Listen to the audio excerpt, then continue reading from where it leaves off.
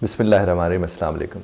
देखिए जनाब, जायदाद के जहाँ तक मामलात हैं उसके ऊपर तो शरीयत बड़ी क्लैरिटी के साथ हमें चीज़ें समझाती है और हम उसको काफ़ी हद तक जानते भी हैं और उन पर अमल भी करना चाहिए।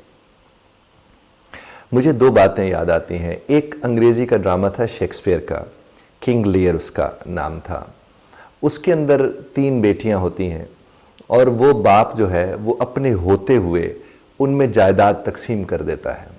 जब उनमें जायदाद तकसीम करता है तो वही बाप फिर बहुत ज़्यादा ख़राब तरीन ज़िंदगी गुजारते हुए अंधा होकर वो मर जाता है।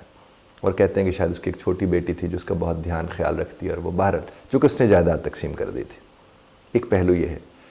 एक अल्लामा इकबाल रहमतुल्लाह अलैह के पोते के साथ एक जगह एक मुलाकात थी, वहाँ पर मैं भी मौजूद था। वो चीफ़ गेस्ट के तौर पर, हम लोग सब गेस्ट के तौर पर वहाँ पर थे और वो भी वहाँ मौजूद थे। तो बातों बातों में, गुफ्तगू में वो फरमाने लगे कि उनके वालिद साहब ने, उनके दादा ने, कि खतूत थे, ख़त में उन्होंने लिख रखा था, अपनी पूरी जायदाद ख़त के अंदर तकसीम करके रखी हुई थी और ये बंद करके रखा हुआ था कि जब वो इस दुनिया से चले जाएंगे तो इन खतूत को पढ़कर वो जायदाद को उसके हिसाब से तकसीम करेंगे। एक बात ये भी सामने आती है, एक बात वो किंग लियर की सूरत में भी सामने आती है। मैं जो बात करना चाह रहा हूँ वो इससे ज़रा हटकर और मुख्तलिफ है। वो औलाद जो माँ बाप की जायदाद पर नज़र रखती है, मैंने उसे तरक्की करते हुए नहीं देखा। वो तरक्की नहीं कर सकती क्योंकि वो अपने हिस्से की कोशिश में दिलचस्पी नहीं रखती और ना यकीन रखती उसके ऊपर। और जिसको इस बात का अंदाज़ा होता है कि मुझे अपने बलबूते पे सब कुछ करना है, वो फिर मेहनत करते हैं, वो फिर कोशिश करते हैं। और सैकड़ों ऐसी कहानियाँ आपके इर्द गिर्द मौजूद होंगी जहाँ कुछ नहीं था तो कुछ हुआ है। यानी कुछ उनके पास नहीं था, कोई बेस नहीं थी उनके पास, उन्हें पता था कि हमें खुद करना है, उन्हें मेहनत की, कोशिश की और आज कहाँ से कहाँ पहुँच गए। और कई ऐसे लोग भी हैं जिनके पास बहुत कुछ था, ज़मीनें थीं, जायदादें थीं, और बाप ने जब उनके हिस्से में ज़मीनें जायदादें वो छोड़ कर गया तो दिनों के अंदर वो ख़त्म हो गई। क्योंकि देखिए, जब आप ख़ुद कुछ ढूंढ के लाते हैं तो उसकी अहमियत, उसकी हैसियत, उसकी इज़्ज़त, उसकी तौक़ीर, उसका वक़ार और होता है। और जब आप किसी की ढूंढी हुई चीज़ को अपने इस्तेमाल में ले आते हैं तो उसका वक़ार ही और नौइयत का होता है, उसकी इज़्ज़त उस तरह से नहीं होती है। मैं जब मेहनत करूँगा तो मुझे तो एक एक रुपए का एहसास होगा जो कि मैं मेहनत कर रहा हूँ। और अक्सर देखा जाता है, बल्कि ये आज, हाँ कल या आज मैंने फेसबुक के ऊपर एक वो ऐड था किसी वहाँ में खैर को वेस्ट इंडियन था, जो अफ्रीकन कोई था, वो कह रहा था कि हम जब बाप की कमाई होती है तो वो टिश्यू पेपर का एक बहुत बड़ा रोल होता है, उसको यूं यूं उधेड़ रहा होता है, ढेर सारी वो मैक्लीन, वो जो टूथपेस्ट है वो भी इस्तेमाल कर रहा होता है।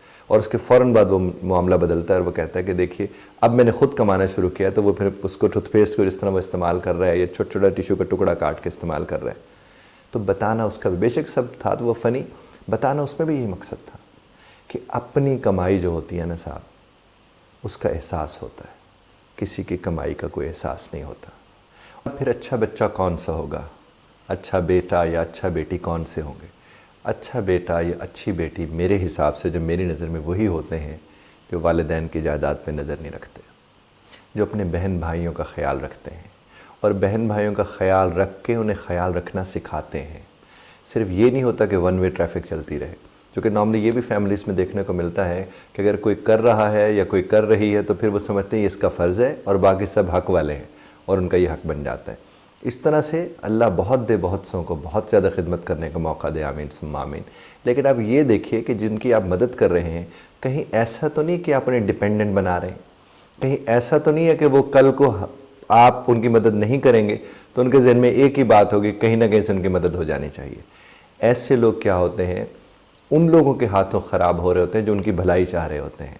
तो अगर आप भलाई चाहते हैं तो आपको कोशिश करनी चाहिए सिर्फ़ और सिर्फ इसी चीज़ की कि आप किसी को भी मदद करने जा रहे हैं तो उसे इंडिपेंडेंट बनाएं, उसे डिपेंडेंट ना रखें।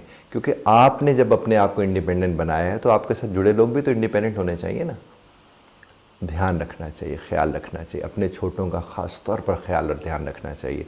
अपने रिश्तेदारों में ऐसे लोग जो वाकई डिज़र्व करते हैं उनका ख्याल रखना चाहिए।